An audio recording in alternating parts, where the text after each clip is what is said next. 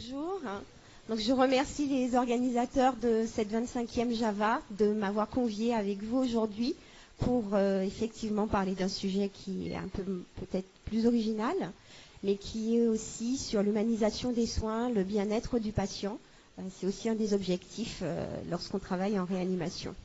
Donc, je suis infirmière, cadre de santé, et je travaille avec la réanimation médicale dans le cadre d'un projet avec l'ARS et la faculté de médecine sur des bi-appartenants paramédicaux. Alors, socio-esthétique, de quoi parle-t-on? Lorsqu'on propose aux patients une séance de socio-esthétique, on a eu quelques remarques, genre mais je ne veux pas qu'on me maquille. Donc, qu'est-ce que c'est que la socio-esthétique? C'est déjà un métier de la fonction publique hospitalière. Et quand on regarde leur définition, ça consiste à réaliser des soins socio-esthétiques adaptés. Donc le toucher relationnel, l'hygiène corporelle, mais aussi des soins portés sur l'apparence de la personne. Dans quel but? Celui de revaloriser son image et de favoriser la réparation identitaire. J'ai rajouté aussi que c'est pour mieux inscrire la personne dans son environnement. Pour compléter cette définition, si on regarde celle du répertoire national des certifications professionnelles, on rajoute que le public auquel s'adressent ces soins sont des personnes fragilisées par une atteinte à leur intégrité physique. Donc la maladie, les accidents, la vieillesse, mais aussi ça peut être psychique, donc le handicap, la toxicomanie notamment, ou une détresse sociale. Enfin, l'Association francophone des soins oncologiques de support, parce que la socio-esthétique est assez développée pour les patients atteints de cancer, dit que ces personnes sont fragilisées par la maladie, mais rajoute aussi un autre élément, c'est que les soins de socio-esthétique vont favoriser le processus de guérison de la maladie, enfin de guérison du patient par la communication, le mieux-être, le confort, et tout ça pour améliorer la qualité de l'hospitalisation du patient. Bon. Je ne sais pas si avec ces définitions, vous voyez comment on peut transposer en réanimation ces soins, mais c'est ce que je vais essayer de vous montrer. En réanimation, on a une profusion de technicité. Ce matin, on a vu de brillants exposés avec des études très, très, très complètes et très belle qui montre comment on peut améliorer le soin technique aux malades. Et le patient, il n'est pas réduit à sa maladie. Et toute cette technicité qu'on a en réanimation, qu'on développe, peut créer des obstacles à l'empathie. La SRLF et la SFAR ont fait une conférence de consensus commune en 2009 sur le thème de mieux vivre la réanimation. Ils ont identifié des barrières au mieux vivre, donc des barrières pour le patient, mais aussi pour les familles et pour les soignants. Ils ont aussi émis un certain nombre de recommandations pour pouvoir limiter les dommages qui pourraient être liés à cet environnement stressant. Alors, la réanimation, on sait maintenant aussi que ça donne des séquelles, donc en particulier le syndrome post-réanimation. Donc on a un certain nombre d'études maintenant qui montrent que les patients qui vont survivre à la réanimation vont avoir des séquelles au niveau moteur, au niveau cognitif et aussi au niveau psychiatrique. Les familles également vont présenter des symptômes d'anxiété, de dépression et de syndrome post-traumatique. Il y a même des méta-analyses maintenant, parce que la littérature sur le sujet commence à être assez importante, qui montrent les séquelles, mais aussi les moyens de prévention qui peuvent être développés pour essayer d'éviter ces séquelles.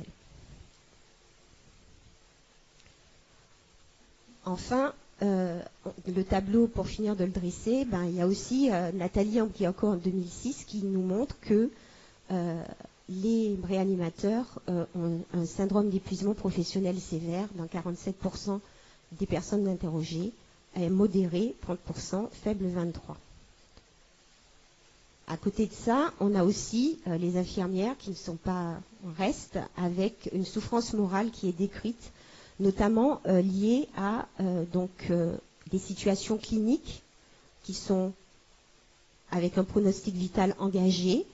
Il y a aussi le manque de collégialité, tout ce qui concerne l'équipe de réanimation, avec la communication, le sentiment d'être isolé, et aussi le manque de confiance, la peur et tous les conflits de valeurs qu'ils peuvent avoir dans l'exercice professionnel en réanimation au quotidien. Tout ça pour vous dire que donc il y a de multiples obstacles à l'empathie des patients, l'empathie des soignants pour les patients en réanimation. Donc la haute technicité, on l'a vu. Donc l'impératif de sécurité et d'efficacité que l'on ressort à chaque fois lorsqu'on voit bien pour les contentions par exemple, on dit quel est le bénéfice-risque. On sait que le patient, lorsqu'on interroge les survivants, on sait que c'est un souvenir qui est horrible pour eux d'avoir été attachés. Mais on se dit au moment où on est en réanimation que peut-être qu'il vaut mieux quand même les attacher parce que on craint beaucoup pour les dispositifs qui sont nécessaires à la survie du patient. L'environnement est stressant, donc on l'a vu avec la conférence de consensus, le bruit notamment, voilà, la lumière, tous les facteurs, les barrières qu'il y a, et puis cet épuisement professionnel des soignants. Alors qu'est-ce qu'ils veulent les patients finalement lorsqu'on les interroge après un séjour en réanimation et qui se remémorent des souvenirs pas très heureux finalement de leur réanimation? Ils disent, lorsqu'on est dépendant, incapable de communiquer par la parole, les mains attachées, et qu'on a des douleurs dans tout le corps, le plus important, ce ne sont pas les perfusions et les pansements, mais bien plutôt un sourire, un regard, une information rassurante, une main qui ne vous considère pas comme un objet, mais comme une personne. Donc ça, c'est Jacques Lecomte qui revoit des témoignages sur l'empathie et ses effets en 2011. Alors, comment on s'est dit qu'il fallait apporter une réponse donc à ce constat qui est fait d'une diminution de l'empathie des soignants au quotidien, alors que le prendre soin reste quand même une préoccupation importante. Le service a répondu à un appel d'offres de la Fondation L'Oréal pour avoir une socio-esthéticienne, donc un financement d'1 an pour avoir une socio-esthéticienne, avec comme idée d'utiliser cette socio-esthétique comme vecteur pour restaurer à la fois l'intégrité physique des patients, qui est vraiment malmenée avec tous les dispositifs invasifs qu'on implante, mais aussi leur intégrité humaine qui est parfois occultée avec toute cette technicité. L'idée derrière, c'est de renforcer aussi l'empathie des soignants en leur montrant comment travaille une socio-esthéticienne, quelle approche elle a des patients au quotidien, et voir comment on pourrait transposer dans nos pratiques sur le service de réanimation. On a débuté en mars 2018 et compte tenu du financement, le premier périmètre a été le service de réanimation médicale. Donc il a fallu choisir une socio-esthéticienne. On était en contact avec le CODES, donc c'est l'Institut de formation à Tours, sur le CHU de Tours. Ce sont des cours d'esthétique à option humanitaire et sociale. Donc cette personne qu'on a finalement recrutée, elle a 24 ans d'expérience, surtout dans le domaine social, en psychiatrie et dans le milieu carcéral. Et elle nous a semblé, même si elle n'avait aucune expérience en réanimation, mais de toutes les façons, toutes les socio-esthéticiennes qu'on avait vues pour les entretiens d'embauche n'avaient pas d'expérience en réanimation. Il nous a semblé par son recul sur sa profession, sa façon de présenter les choses et puis de cette capacité de transposer, de voir comment elle pouvait apporter des soins aux patients de réanimation sans connaître la réanimation.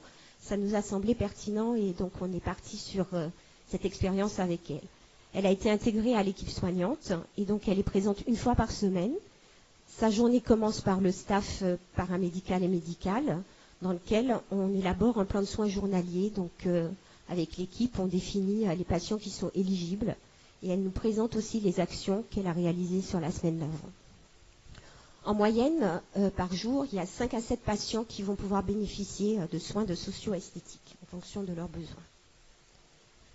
Alors, ces soins, ils sont polymorphes. Donc, il y a le versant esthétique. Donc, bien sûr, on ne maquille pas les patients, comme j'ai dit tout à l'heure. mais on essaye de leur restaurer une intégrité physique, donc avec des soins de peau, de réhydratation, application de crème hydratante, des soins des ongles, du visage, des pieds, des épilations, voilà, coupe des ongles. Et puis un versant relationnel avec un toucher bienveillant, donc travaille vraiment sur les émotions dans le but d'apaiser le patient, notamment en phase de réveil. Et là, on va commencer à voir comment on peut se rapprocher du sujet de la ventilation. On fait une communication positive aussi avec les patients, donc on leur explique ce qu'on leur propose et pour voir s'ils sont d'accord. Et il y a aussi une approche pédagogique qui est faite avec les proches. La socio-esthéticienne peut les faire participer aux soins et c'est quelque chose aussi qui a des retours assez positifs. La continuité des soins, comme je vous ai dit, comme elle est inscrite, pour nous, elle fait partie de l'équipe, donc elle a aussi un support de transmission dans le dossier du patient et fait des transmissions orales, bien sûr, à l'équipe présente. Alors, un bilan à 6 mois de l'activité de socio-esthétique. On a eu 19 jours où on a pu bénéficier de la présence de cette socio-esthéticienne.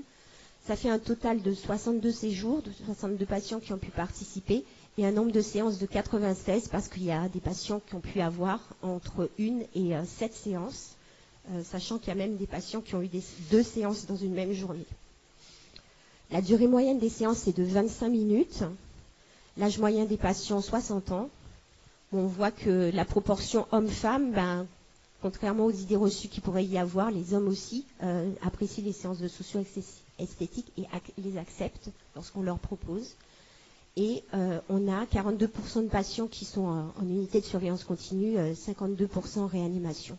Et 37% des patients qui ont été sélectionnés et qui ont accepté d'avoir une séance étaient intubés.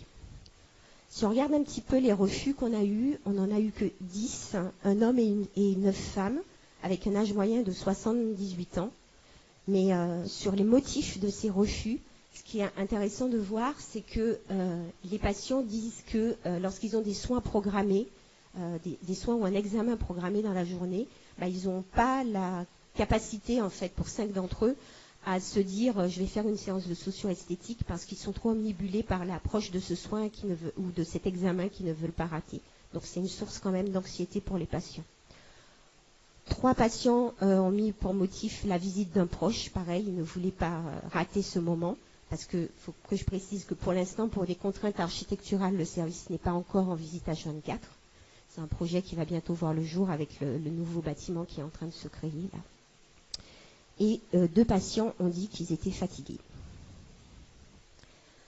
Alors, je ne peux pas à ce jour vous montrer des résultats globaux parce qu'au début, on a beaucoup tâtonné, on découvrait un peu la socio-esthétique, on a proposé un peu aux patients et puis on a regardé un peu ce qui se passait. Mais finalement, on a eu quelques cas comme ça qui nous ont permis de voir des pistes, notamment sur la ventilation, de ce qu'on pouvait proposer aux patients et il nous a amené à poser 2 projets de recherche là. Donc on pourra dans un prochain temps vous montrer des résultats, mais on débute là. Le premier cas, c'est une patiente de 69 ans qui est admise donc pour un infarctus avec un choc cardiogénique. En antécédent, elle est obèse, diabétique, elle a une lombarthrose. Donc finalement, son séjour, il se complique à J2 d'une PAVM qui est traitée par antibiothérapie.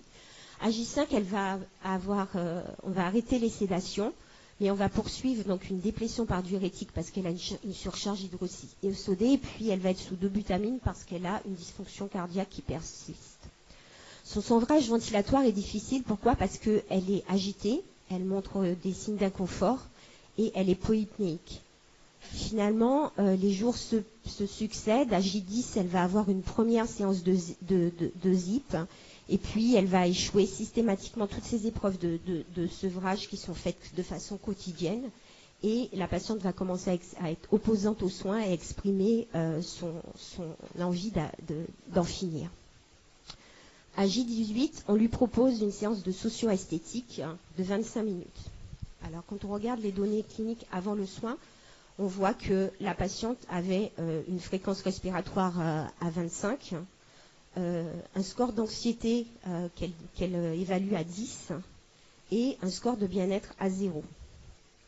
Donc, on lui propose cette séance qu'elle finit par accepter Et puis, 1 heure donc après, quand on réévalue, 40 minutes après, quand on réévalue, sa fréquence respiratoire, elle est diminuée à 15. Son anxiété, elle l'évalue à 5. Et son score de bien-être à 6. Cliniquement, la patiente, elle est transformée. Tout le service vient la voir parce qu'elle n'est plus agitée comme elle était avant. Et on a immédiatement le sentiment d'avoir apporté du bien-être à cette dame. Donc, suite à cette séance de socio-esthétique, on va refaire une deuxième épreuve de ventilation, de sevrage, qui va être réussie et suivie d'une extubation. La patiente ensuite, elle va être sous oxygénothérapie par Optiflow et de la VNI en systématique. Et elle va être transférée en cardiologie pour suite de sa prise en charge.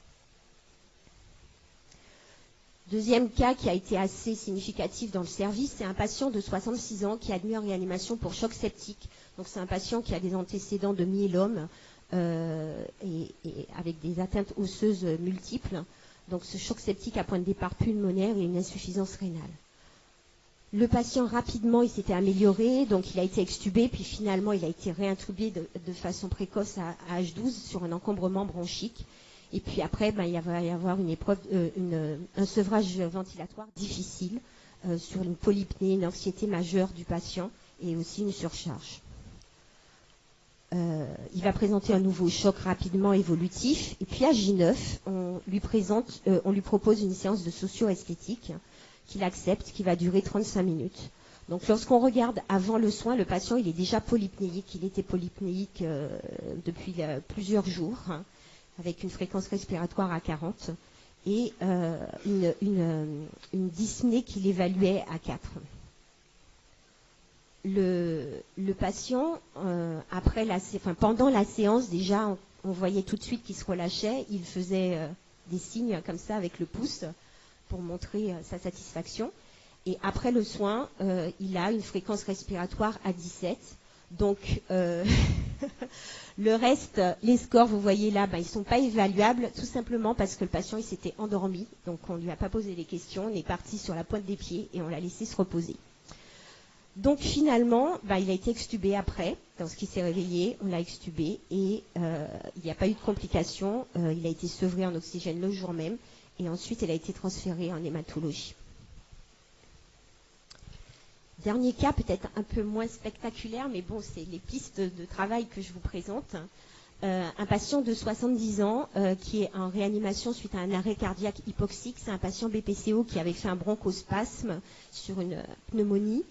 Et donc, du coup, il est arrivé en réanimation dans un état assez sévère avec un choc d'origine septique et inflammatoire, avec une défaillance rénale anurique qui a nécessité une épuration extra-rénale. Le patient, finalement, va réussir à le sevrer des sédations à J12 avec un retard de réveil, malgré des épisodes en dents de scie, mais une amélioration progressive de l'état hémodynamique.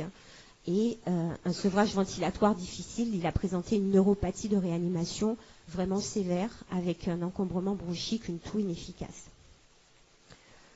À J23, on lui propose une séance de socio-esthétique, donc patient un peu réveillé, il accepte la séance pendant 20 minutes et ce patient bénéficiait de monitorage avec une sonde œsophagienne. Donc on en a profité pour regarder ce qui se passait pendant la séance de socio-esthétique. Bon, finalement, au moment où on lui a proposé la séance, le patient, il n'était pas critique au niveau de la ventilation, mais il avait une fréquence respiratoire à 22 et la moyenne de la pression œsophagienne prise sur 10 cycles consécutifs était de 14,3. Après la séance, on voit qu'il a quand même diminué ses fréquences respiratoires à 18 et la moyenne de pression œsophagienne, c'est toujours calculée de la même façon, c'est avec les 10 cycles consécutifs, est à 12,08. Donc voilà, pas de résultats spectaculaires, mais quand même l'idée que les patients, lorsqu'ils sont une séance, lorsqu'on leur demande leur satisfaction en fin de séance, ils parlent toujours de détente. Et donc on se dit que est-ce que le fait de détendre un patient, ça peut jouer sur sa dyspnée, sur son inconfort et sur sa capacité à respirer. Est-ce que le fait de lui parler avec une communication positive, d'être attentif, de lui apporter du réconfort aussi, est-ce que ça peut jouer sur sa capacité à croire en sa possibilité de respirer tout seul?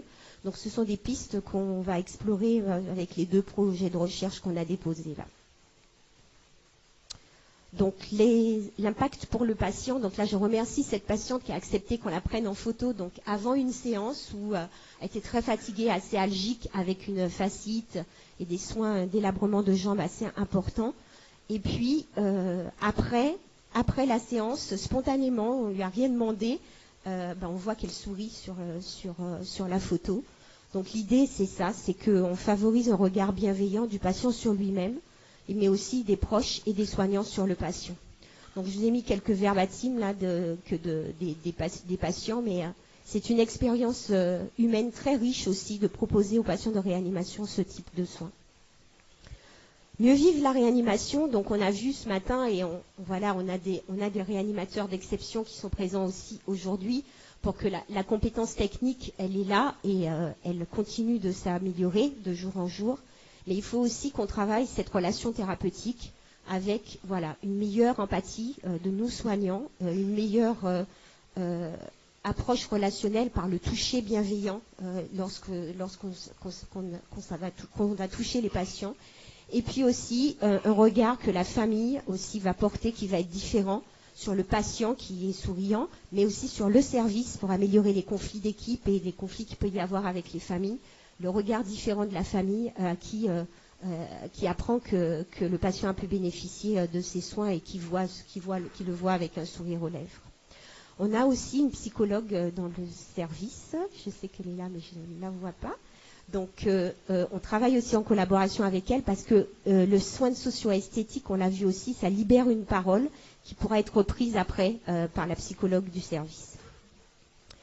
Pour finir, ce qu'on veut faire là dans cette étude, c'est montrer que passer du malade, de la maladie au patient dans sa globalité, de la compétence technique à la relation thérapeutique, je vous l'ai dit, la rééducation à la réhabilitation, parce que oui, on a des kinés aussi qui travaillent avec nous tous les jours et qui aident les patients pour la réhabilitation.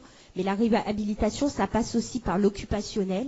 Et le fait de proposer des séances de socio-esthétique aux patients, c'est aussi une réhabilitation cognitive, les préparer à avoir autre chose dans leur quotidien que la maladie et les soins. Et c'est aussi de prendre soin des patients. Pour finir, je dirais que notre projet, on a une faiblesse, c'est la culture de l'urgence vitale, mais finalement l'équipe, elle est complètement embarquée et on voit bien que tous les mardis, les infirmiers, les aides-soignants, les kinés aussi, et les médecins cherchent quel patient va pouvoir bénéficier de séances. Je pense que ça commence à être, maintenant c'est ancré dans le service. Les menaces, c'est la pérennisation parce que forcément on a un appel d'offres pour 1 an, donc on est en train de chercher des subventions pour pouvoir poursuivre ce projet. Les forces sont cette faisabilité optimale parce qu'on l'a vu maintenant avec le recul qu'on a, ça fonctionne bien et il faut qu'on fasse une évaluation scientifique des résultats. Et puis un potentiel de transformation que ça a, donc on a dit la dyspnée, le sevrage ventilatoire notamment. Voilà, et ça répond totalement à une demande des patients qui est fort besoin d'humanisation des soins. Merci.